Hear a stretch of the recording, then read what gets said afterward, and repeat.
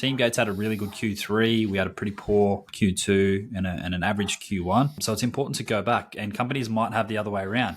They might have had a really bad Q3, and that's going to be fresh in their mind as they're going towards their Q4 pushing into next year. And that's probably more important to look back to go, actually we had a good Q1 and Q2. It's not that bad. Or what did we do different across these quarters? Or, look at that, against the market and trends and all that sort of stuff as well. So, really important to look at that. But also, what goals were met? Why weren't they met? What are the key metrics? What are the metrics around those goals that you set at the start of the year? What does it look like financially? Have you grown as a business? If you haven't grown, but you've increased your customer base, what does that look like? Or you've increased your team, you still could be tracking in the right direction. We're all part of this whole money game. This whole... Welcome back to another episode of Beer and Business. I'm Abe Dearmer, CEO of Assembler. And I'm Andrew Martin, CEO of Teamgate CRM, and it's good to be back. Had a week off. It was the reason I say beer, because Andrew might as well still have another week off because he's brought a coffee to a Beers and Business podcast.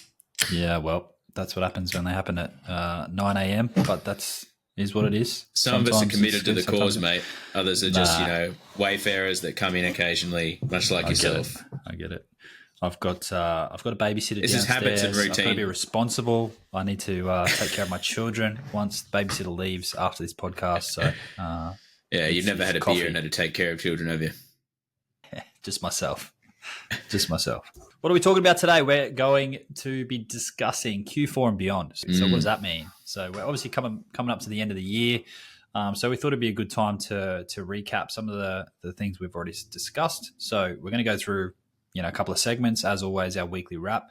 But then we're going to go through the importance of reviewing goals year to date. So whether you set goals at the start of the year or you go quarter by quarter, but the importance of looking back to then look forward. We're going to look at the lower tempo periods. So obviously between now and Q1 next year, we've got a lot of holiday periods. So yes, generally for most businesses, that means lower tempo. Going to give you some recommendations of tasks to potentially put on your checklist between now and then to get completed whilst you've got that lower tempo. The other piece is looking at your team. So during that lower tempo period, can you strengthen your team? What does that look like? Is that performance reviews? Is it reporting? Is it upskilling? Is it courses? Using that time period to... Andrew, there's no need to go through the entire podcast in the intro, mate. Just tell us what we're doing. Shut up.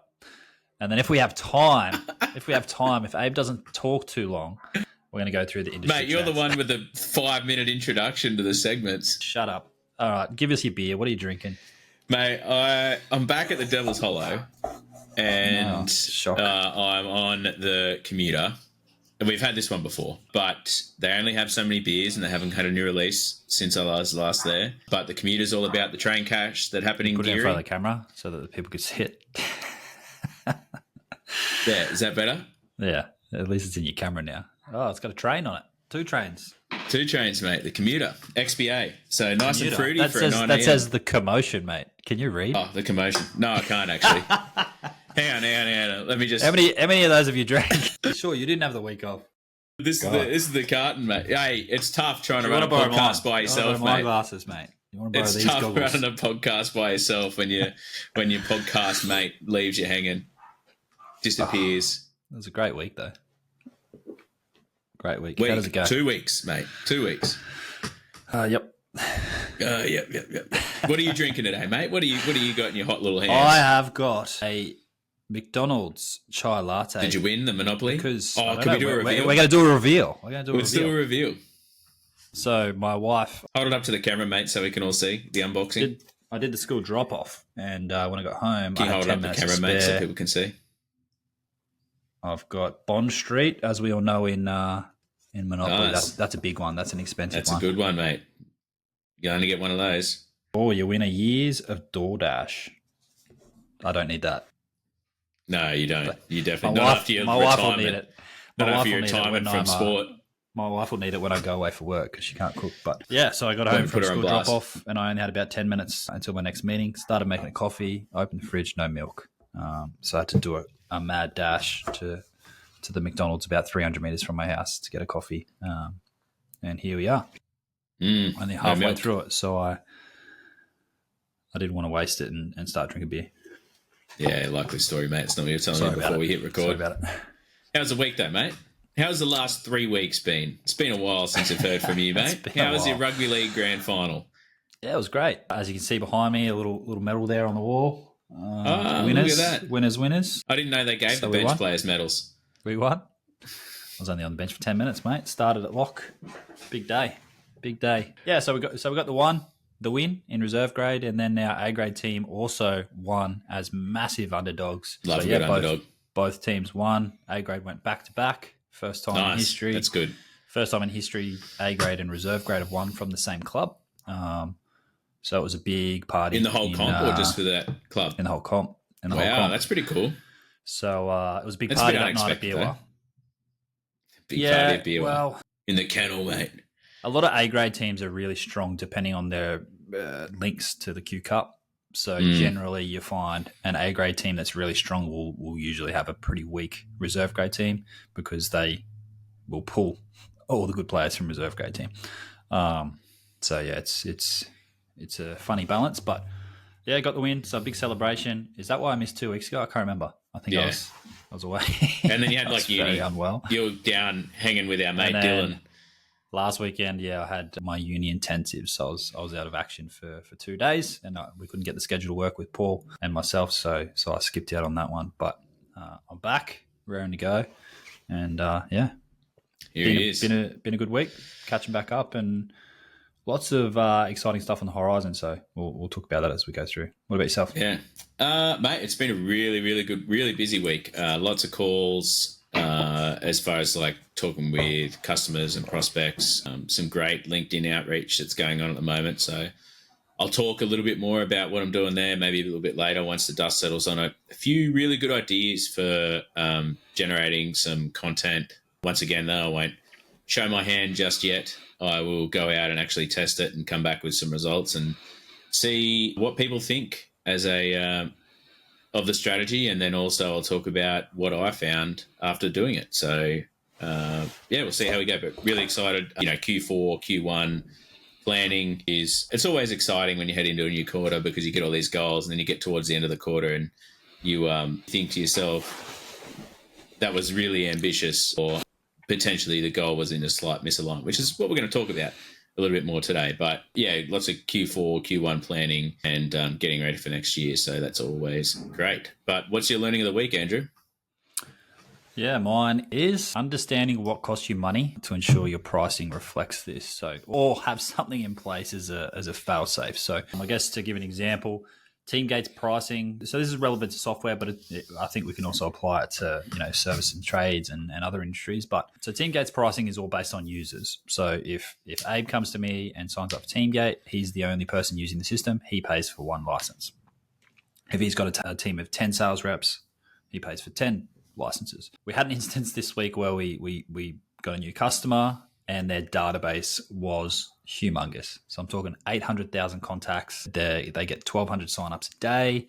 So they need that all integrated with the system. So a lot of API calls, a lot of technical stuff, but a lot of hosting costs, right? So when we actually look at that account, they're only going to have 2 people using the system. So they're only paying for 2 licenses, but we're paying massive amounts of money to host this account on the system. So a good lesson for me this week is looking at the those other costs, and whether you're a tradie or something like that, obviously you're going to have material costs, but a big cost for you guys is like time. Whether you're a cleaning business, you've got your cleaning products, but again, what does it look like for time? If you're spending a heap of money on let's say cleaning products, but someone's only hiring you for 30 minutes, but you're using a lot of stuff, just recalculating and have a look and making sure that, if there's a baseline cost or, for my instance, maybe putting a cap on storage with additional storage that can be purchased as an add-on.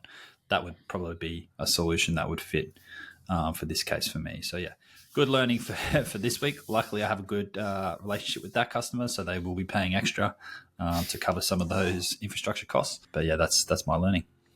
Yeah, and I think it's really important that you need to consider total costs. Often services, we only really think about the wages that are involved, like the hourly rate. But yeah, if you're running a massage parlor, like or a cleaner, and you've got clients that are like, I want no, like chemical free, like that stuff's going to cost extra, right? But if you're charging them the same fee that you're charging someone else, organic only products or whatever, like you need to realize what it's going to cost. And sometimes you're better off just to squall it. If someone called me up and I ran a cleaning business and they're like, we want organic only products to be used in our house, it's like, well, you better find an organic only cleaner, buddy. Go to another, because that ain't us. Because your supply chain gets all messed up, and it's something you need. And with you, when you think about that in your use case, like your supply chain, cleaning products, things like that come through, that's one aspect. But that also comes into, your supply chain of server hosting. Like, you don't want them coming in and crashing the system for all your other customers because their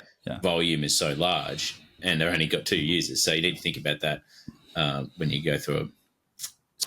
My learning of the week is you have to be in the conversation to be considered an option.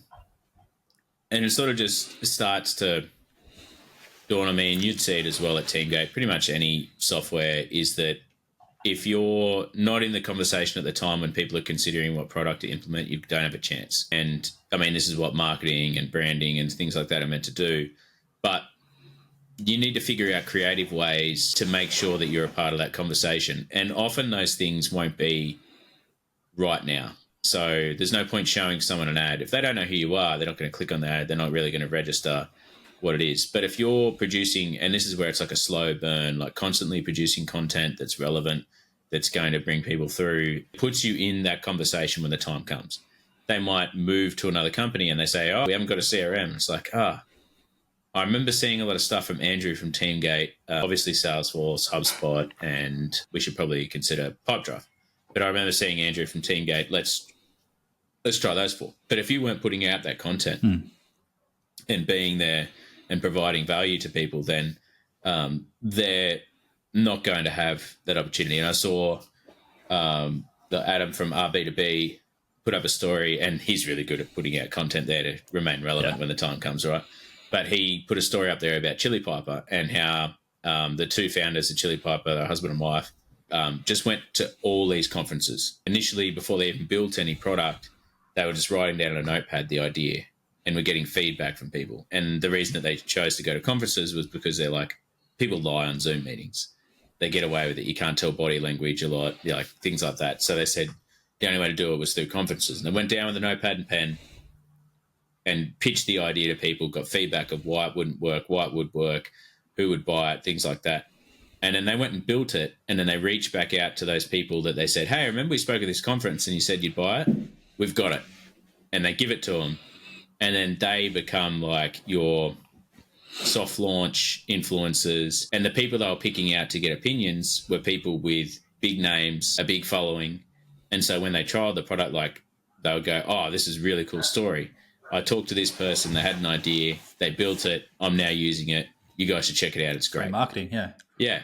And so that's how you build up that, that conversation. But essentially it starts with, pitching the idea at a conference and proving relevant content and putting it out there. So I think you need to consider the holistic journey that someone takes to purchasing not your product specifically, but a solution or a problem that you solve, and figuring out how to be ahead of that game. And, it's a slow burn.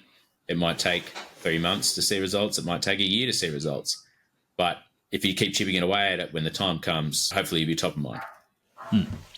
Yeah, and that's extremely relevant across a lot of companies. Obviously, that's relevant to my company. It's relevant to a lot of others, and that's why we test and we do so much, guerrilla marketing, really low cost marketing across so many different channels to try and make sure that name is in the front of people's mind. But yeah, I like that one. That's a good one. What do you got for your quote of the week? My quote of the week is from the man Thomas Edison. Many of life's failures are people who did not realize how close they were to success when they gave up, which, speaks to my learning of the week. But I think it speaks in general to people who are running businesses, founding businesses, starting new things, trying new things. I mean, we've all seen that picture, right, of The diamond. of the diamond. Yeah, the person digging, and then they get to the, they're this close to getting to the diamond. They're like, oh well, time to give up and go home. I mean, it's also tough to a certain point where it's like, yeah, okay, but you also need to realize when you're flogging a dead horse in some ways as well. But yeah, I think it's important that when you face that first roadblock, that's not the time to give up. That's where a lot of people give up. Yeah, and like, how many times have you had like two really bad months, and you're like, oh, It's tough. Yeah, it's like, man, how am I going to turn this around? And then you just get a month that it just gets smashed out of the park, and you're just like, we didn't do anything different, really. It's just that's just the market, and It's just what happens. It's the previous 2 months. Your funnel looks really healthy, and then they've flown through to that third month, and that's when everything closes all of a sudden, because that's your sales cycle. So, yeah, that's a good one as well. Mine is, the key is not to prioritize what's on your schedule, but to schedule your priorities, and that is by Stephen Covey. Probably just a good one to bring back up around this time of year. So obviously, we can't do everything. So scheduling your priorities, having a look, reflecting at what you've achieved in the year, and then really scheduling out and prioritizing what you want to achieve for the remainder of the year and into next year. And that is pretty consistent with the theme of what we're going to be talking about today. Yeah, absolutely. All right, so let's jump into it, and let's get into segment 2. So reviewing goals and performances of the year so far. I think this is something that people really suck at. We do it fairly regularly at each quarter. But one thing I don't think that we do really well, and I've highlighted this before, is that we're very quarter focused, not holistic vision focused. And it is very hard to do, because people want to see results. And especially if you've got investors, you've got VCs, or whatever the case may be, people want to see those immediate results. So if you're saying like, oh yeah, look, we suck this quarter, but we're going to improve, we're going to get better, this is the vision, this is where we want to be, there's only so much of that you can buy. You look at Salesforce, right, where they start talking about AI, it's the future, the vision. They had a year from the investors, and then they're like, you're not really buying this anymore. Like, I think you've done your dash here. So reviewing goals and performance of the year so far is really important, and holistically looking back at what worked. And I think it's really important. We often try to gloss over the failures, but I think the failures can be as much, if not more, of a signal about where we need to go into the future than anything else. Yeah, and I completely agree about what you said, quarter to quarter. And this was evident. I did an individual annual review I think it was in March or February. And it was like, what have I achieved in the last 12 months was one of the questions. And I was just like, I haven't done much at all. But then when you actually go back, the previous year, I wasn't even a GM. I wasn't even a CEO. And I'm like, when you actually go back and look at what you've done in the 12 months, but you don't do that because you go quarter to quarter, and then you're looking at Q3 versus Q2. You don't actually go back and look at that year-over-year performance or even back to Q1. So I think it's really, really important. Teamgates had a really good Q3. We had a pretty poor Q2 and an average Q1. So it's important to go back. And companies might have the other way around. They might have had a really bad Q3, and that's going to be fresh in their mind as they're going towards their Q4 push and into next year. And that's probably more important to look back to go, actually we had a good Q1 and Q2. It's not that bad. Or what did we do different across these quarters? Or, look at that, against the market and trends and all that sort of stuff as well. So, really important to look at that. But also, what goals were met? Why weren't they met? What are the key metrics? What are the metrics around those goals that you set at the start of the year? What does it look like financially? Have you grown as a business? If you haven't grown, but you've increased your customer base, what does that look like? Or you've increased your team, you still could be tracking in the right direction. So it's important to understand those metrics and have that data behind you. Yeah, and it's easy to get downtrodden with what's currently happening without looking back at the whole picture. But the key metrics there, looking at the business as a whole, is going to help you understand a lot more about the business and how the market might be shifting as well. So looking at key metrics. So we talk about like ICP development, looking at firmographic data, demographic data, things like that. Same sort of thing you need to do at the end of the year is go like, hey, has our customer base shifted? Like, are we now serving a different customer base? You might have moved more upmarket. Like if you're running let's just say you're an electrician and you're out there and suddenly you realize like, oh, I've actually gone to more like theatre room installs and more upmarket electrician jobs and things like that. Potentially cleaning, you moved into more commercial spaces and you're doing more commercial cleans as opposed to residential cleans. And that's just a really interesting thing to look at from a market perspective and how you're marketing the company. And you might say, that's actually not where I want to be because that sucks. I need to look at what I'm doing and change things. Or it might be, you know what, this is pretty lucrative. I want to move further down this path. How do I get there? Looking at, financial performance, where can you cut costs? Where do you need to increase costs? Where you might see an ROI. Last week with Paul, we talked about marketing ROI. People just dump money into it without understanding what it actually gives you as far as return on investment for that. So making sure that you review all of that stuff at the end of the year and what's important. Yeah, definitely.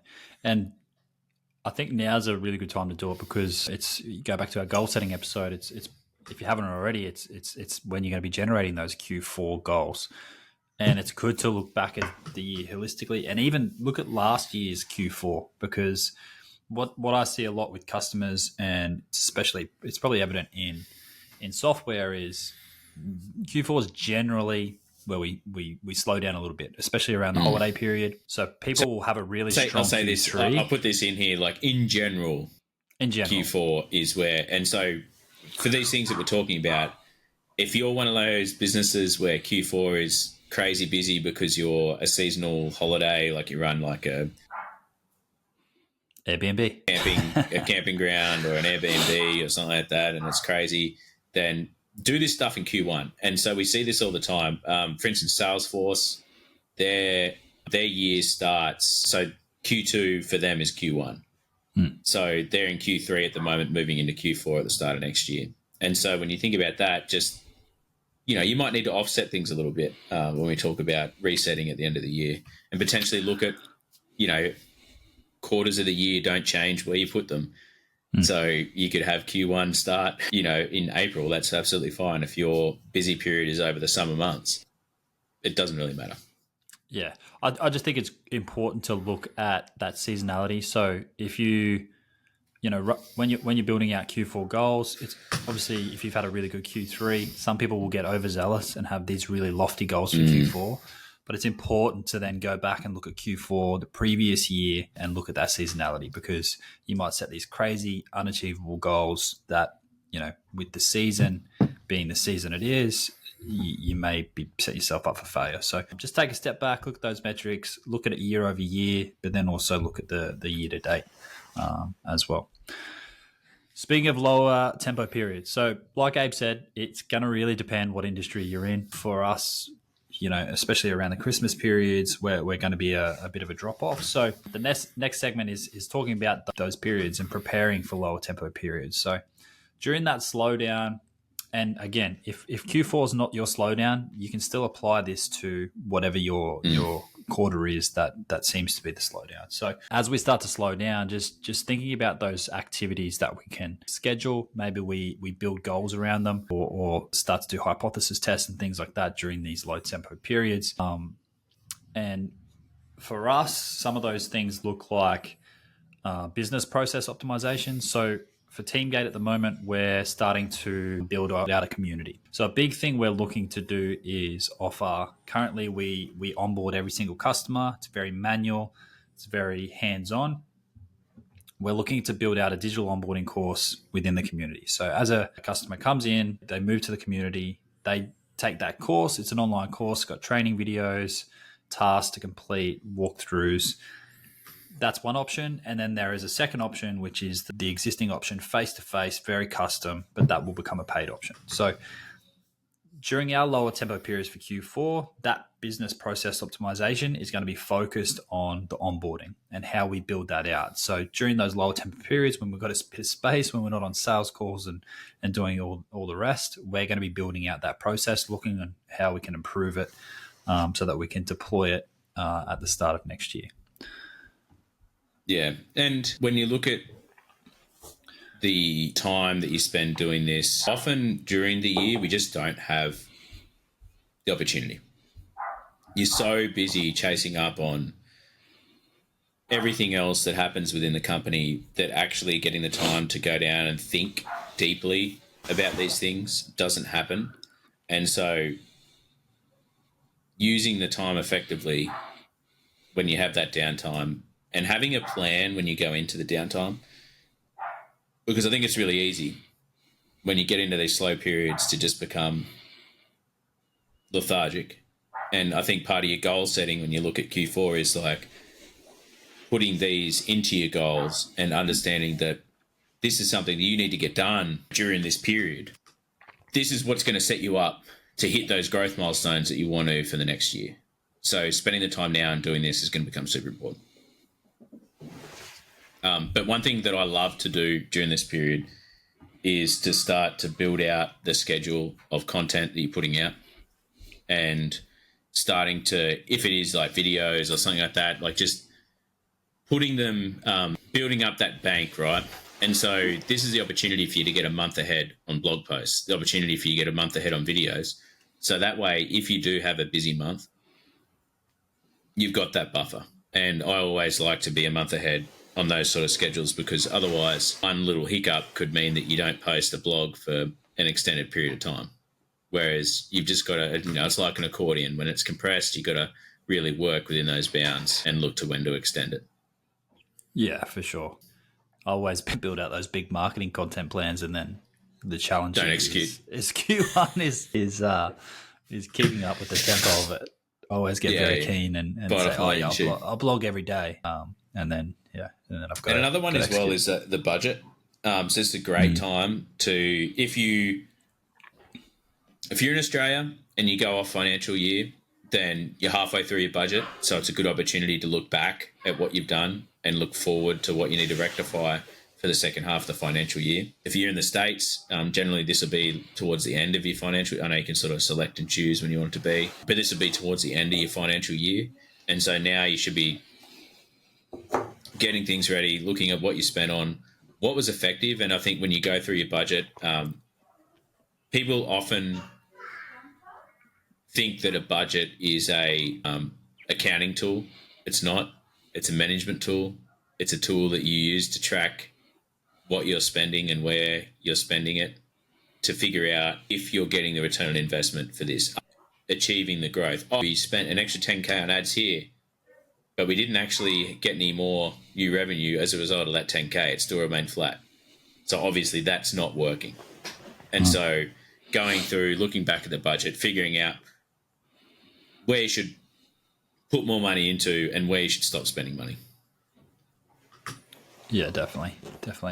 The next one is, I don't want to say dependent on the industry, but a big one is customer check-ins.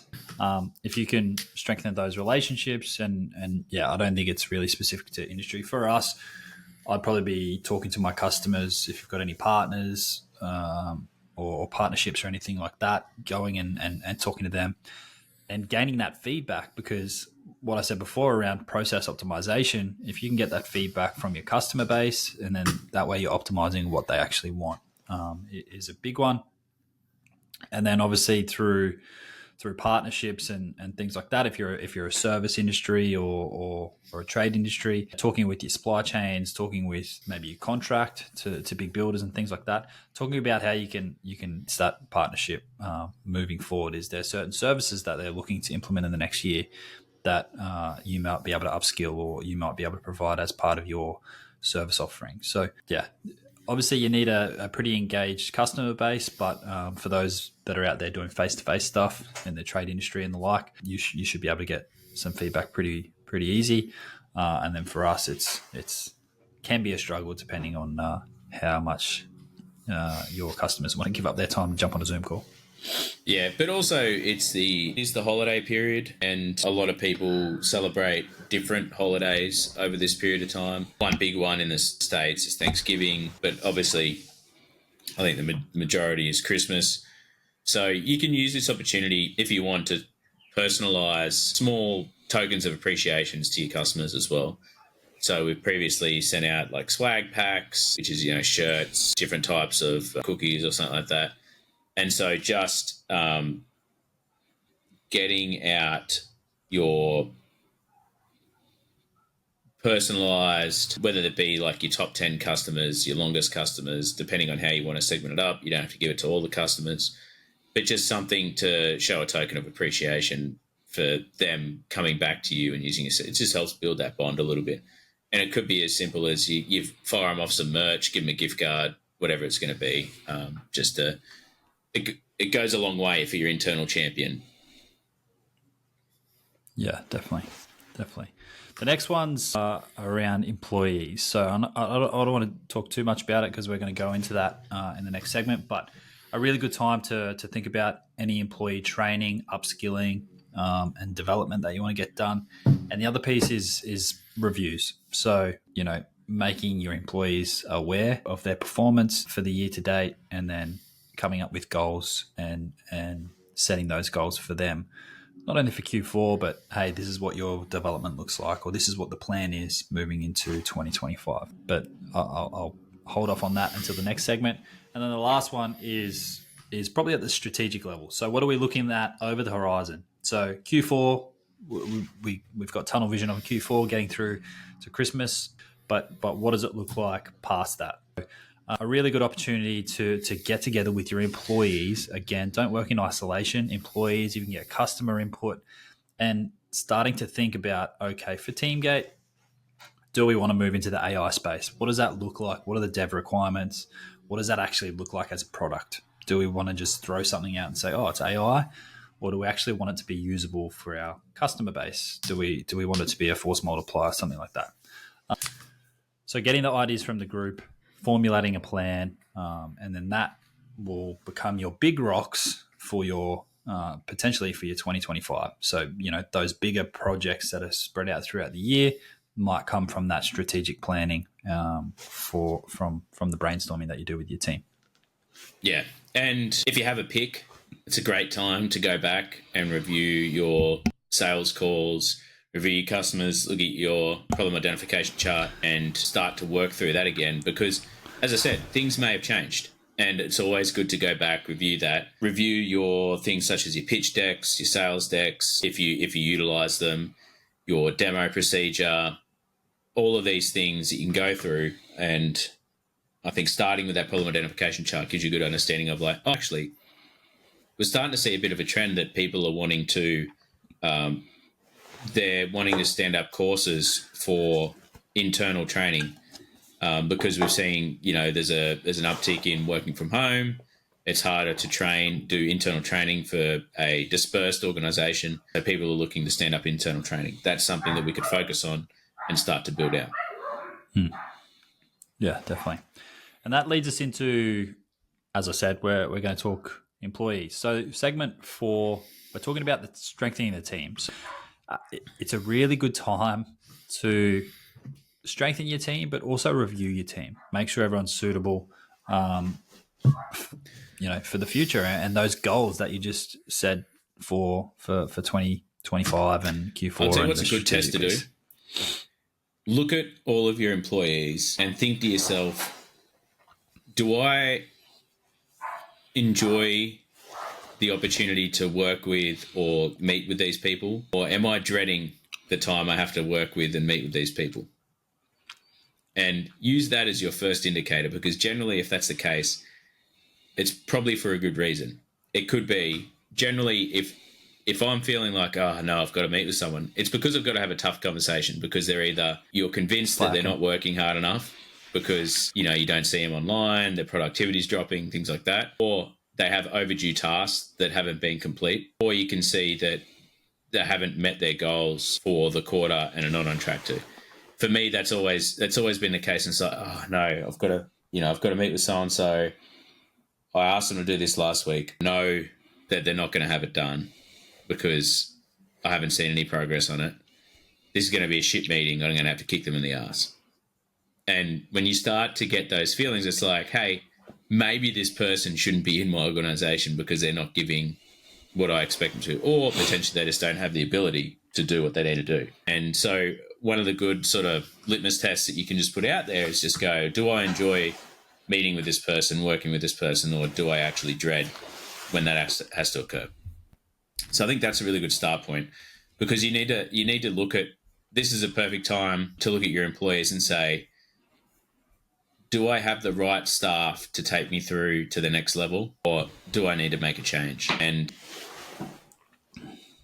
it's a shit thing to talk about, but it's something as like running a business, you need to consider this, because good employees can make your company, bad employees can break it. You know, all it takes is a bad employee having some poor customer interactions, and next thing you know, you've lost one of your biggest clients. So keeping that in mind as you move forward is essential. You look at, if you're in the services industry, if you're a builder and someone's not building things up to code, you have to go back and fix them. Time, materials wasted. You know, if you're thinking that you constantly have to go back and fix someone's work, then you probably just need to get rid of them, because they're not up to the standard. They just don't have the ability to, or the attention to detail to do what they need to do. So I think that's an important time to just sit down and consider all of your employees. And you might say, I really like the type of person that Andrew is. How do I find more Andrews? And you go out and you look for more Andrews. That would never be the case, of course. But in the event that someone better than Andrew was one of your employees. People out as good as me. Very rare. Hard to find. But yeah, definitely, I think it's a good time to go through while you have the opportunity and do that.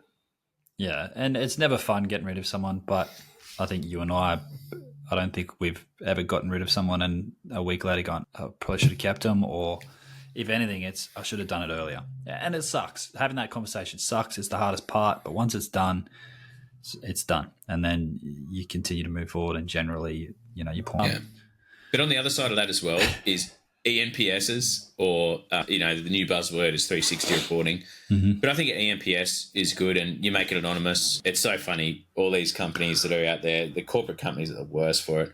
This anonymous survey, but do it, you have to enter your email before you do the anonymous survey. And it's like, what? So make it truly anonymous. That's the really big thing. And the ENPS is great because it allows you to understand where your blind spots are as a leader. And I don't think this is done enough in organizations. One of the big things that you'll find is you'll start to understand how the workload that you've got is affecting people. I think is probably one of the main things that you get out of an ENPS. Is that you understand, like, sometimes your sales team will say, there's just not enough time in the day to effectively do sales because we have too many calls. It's like, great, well, we need to hire some more sales reps because we're losing deals because we don't have the time to do it effectively.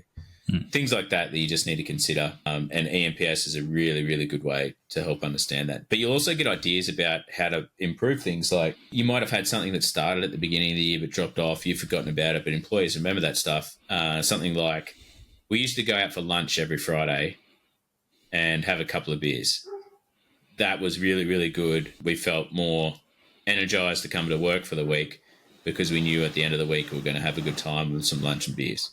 You might go, oh, yeah, we did used to do that, but we got busy for a period and then we stopped and then we just never did it again. We should start that back up.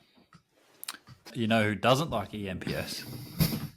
Kevin Walters, the ex-Broncos coach who just got fired. So the Broncos board went around him and sent a survey to the Broncos players. Oh, is that what happened, was it? Yeah, anonymous survey. And then they presented the results to him, and he reacted very poorly to the results. And apparently that's heavily led to his letting go. I didn't read that. That's really interesting. I think it came out a couple of days after the sacking. But, yeah, very interesting. Very interesting. The other thing I think is really important. So obviously doing reporting with your employees, but I think all the discussions that you have with your employees around this time of year, you need to be really transparent around the company's performance. And that should be in all of your communications, whether it's team weeklies, whether it's at the, Friday at the bar when you have a couple of beers, giving a quick overview of, hey, this is where we're at. Because that'll help drive. If, the amount of times I've been asked by employees, for a substantial pay rise around this time of year or things like that, they react a lot different when they know the position the company's in. Like, hey, if we were to give you that pay rise, this is the impact on the company. This is what would happen. If they already know that information, then they're aligned with where the company's at. They're probably going to feel more involved. They're going to probably feel more heard. They understand exactly, the metrics that go behind everything. So yeah, transparency is massive. It makes them feel a part of the company as opposed to just an employee, but they become part of the journey. And like Teamgate, when we took over the business, we're in a very bad financial position, and we've been reversing that over the period that you and I have worked with the company. And the team that's involved now, they're all like, hey, we've got this common goal. We're all on the ship. We're going towards this first time being cash positive and beyond. So they feel a part of it, and yeah, I think that really comes back to transparency and being open around the company performance, and show them, say, hey, these were the goals we set at the start of the year. This is how we performed in Q1, Q2, Q3. These are the goals we're going to set in 2025. Make sure they're a part of that, and even being a part of the planning for the goals for 2025, because they'll have buy-in then, and then they'll be more invested in the achievement of those goals as you go through. Yeah, and I think it's something that people don't do enough is be transparent about where things are, and it becomes a challenge in a private company. Publicly listed, you can go and see the stock and see what's happening with the stock and things like that.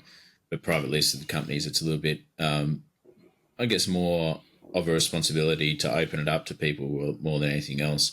I think it allows people to understand where they've done well and where they haven't done well. So it provides like a broader picture.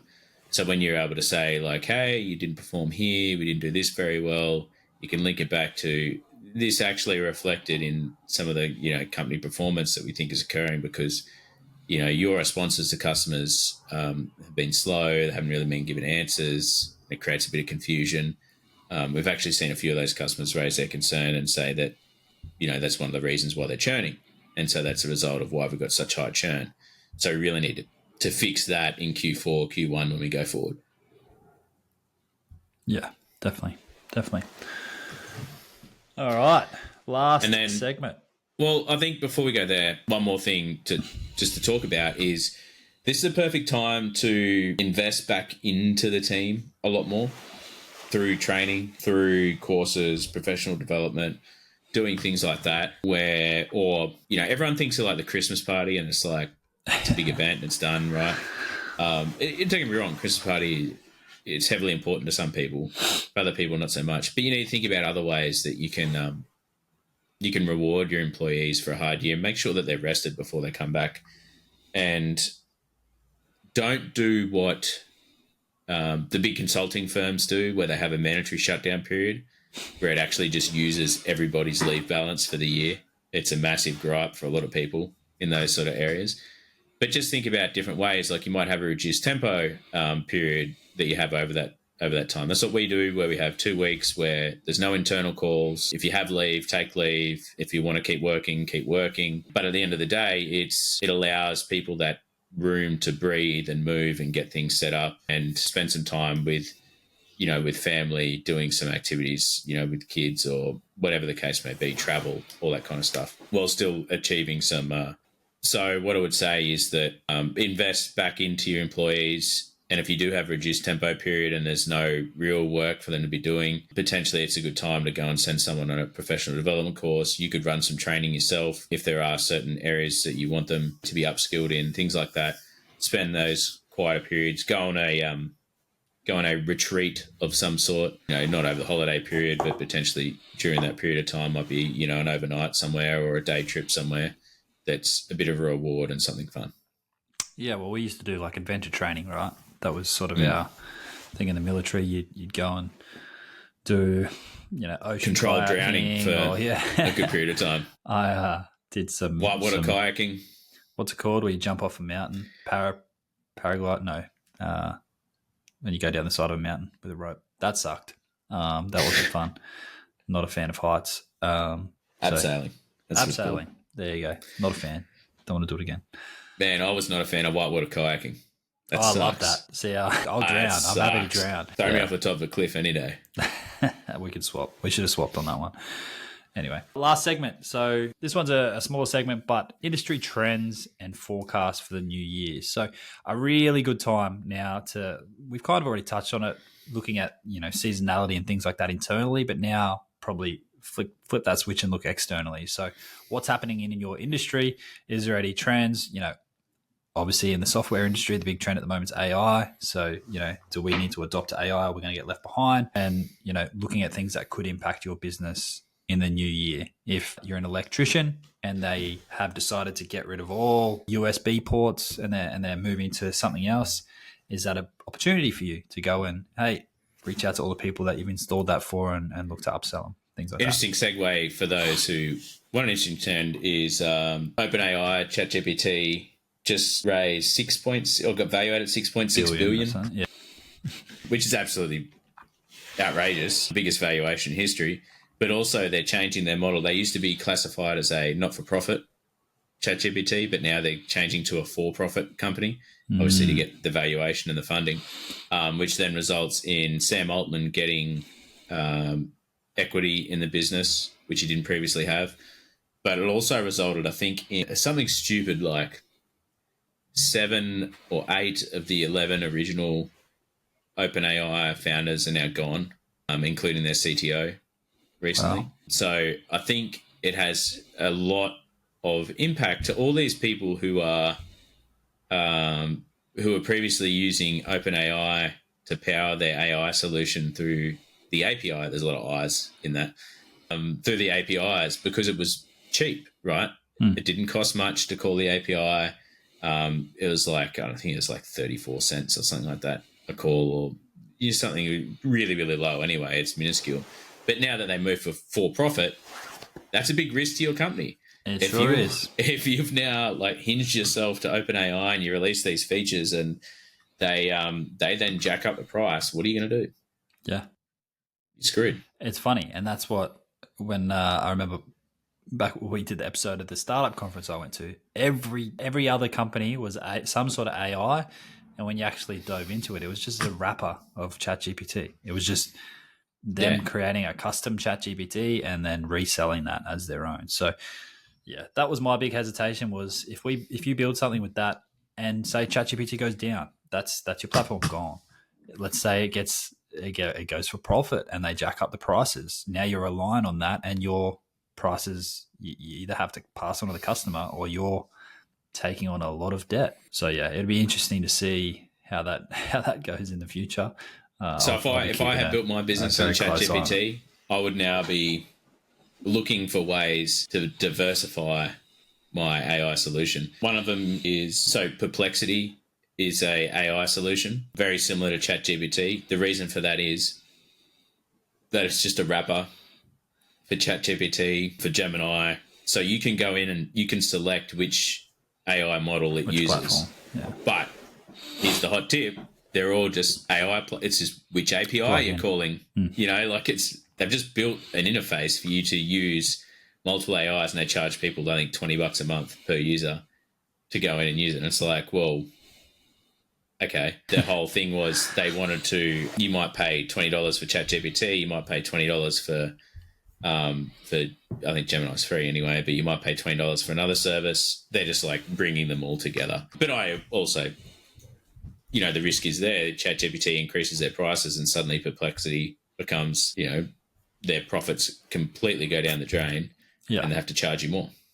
Exactly. Yeah, and I think going back to the trends piece, I can't remember what it was. There was a report came out the other day with all the conversion rates for industries, right? So that's something you could look at. If you're in a specific industry, you can go and compare your company's performance to the trends within that industry. And if your conversion rates are lower or higher or whatever, that's something that you can build goals around. Just understanding what's happening in the world around you.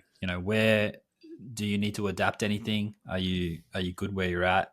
Just preparing for those potential obstacles as you move into the next year and beyond. And then that's going to come back to your positioning. Okay, so let's say AI takes off or AI prices take off, and now HubSpot, Salesforce and the like jack their prices up even more. For me, that's great because I'm now positioned as a value for money, high functioning CRM. So for me, that's great because I haven't gone and built those tools and I don't have the debt that those guys will have. But yeah, just applying that to your own business and seeing where you go, looking at your performance, your competitors' performance, and generating that custom feedback and trends. Yeah. And I think a really good point here is that I find that it's often a one and done sort of solution. So going looking at their pricing, going and looking at their website, how they position themselves. We do it once, then we sort of forget about it. I think now is a good time just to go through every year and start to understand, okay, well, where are the weak points? Where can we improve and things like that? Yeah, definitely. And just quickly before we wrap up, a good example is Chase that works for me. He recently revisited. So our biggest converting blog at the moment is our LinkedIn integration. So we get a lot of demos asking about the LinkedIn integration, and then obviously there's a lot of other big plays in the space that have LinkedIn integrations natively with LinkedIn. Chase went and did some really good research and found that, the exact functionality of each of these competitors' integrations that they market. What does it cost? What is the additional cost? Because for most of them, you also need a paid LinkedIn subscription. So what does that cost look like compared to Teamgate and the functionality? So when he has those conversations with prospects now, he just brings it up. He says, this is the functionality you're going to get with them. This is what you'll pay. With Teamgate, you just pay your Teamgate license and the integration's free, and this is what you get. The trade-off is now your choice. And, the competitors and the functionality of those integrations is actually quite poor. They market it to be this massive, perfect integration, but it doesn't do much. And people receiving that information and the transparency from Chase, they're like, oh, great. They can go test it themselves and see for themselves, but they've already got the information there to make an educated decision. So one example of how to do it. Yeah, I think that, and this ties into customer feedback, right? And using this time to start to understand a little bit more about that customer feedback. And when you get people come in and say, wow, this LinkedIn tool is amazing, which I think the Teamgate LinkedIn tool is amazing. I've got it. I use it. It's great. You can push people straight into Teamgate from LinkedIn, which is far superior than a lot of the other ones that are out there. But I think it's really important that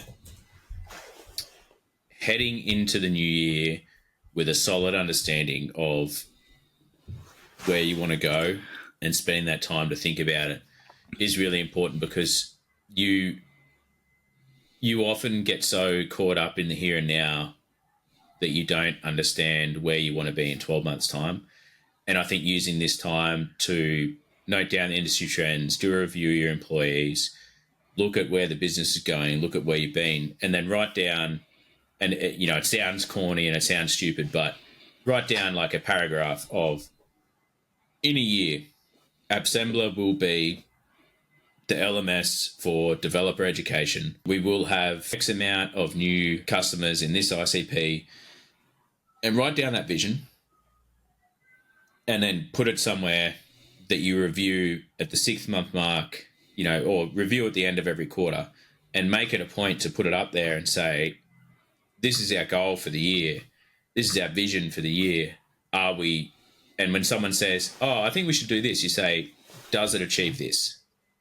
And if the answer is no, then unless there's like a really, really compelling reason, you should be sticking to your guns and saying, no, that's not for us, we'll do this. But I think that's a really good way to linking all this back together, taking the information that you've gathered, put in a vision statement for where you want to be in 1 year's time, and then allowing the employees to look at that, provide feedback on that, and then develop the goals that are going to get you there, I think is the important piece.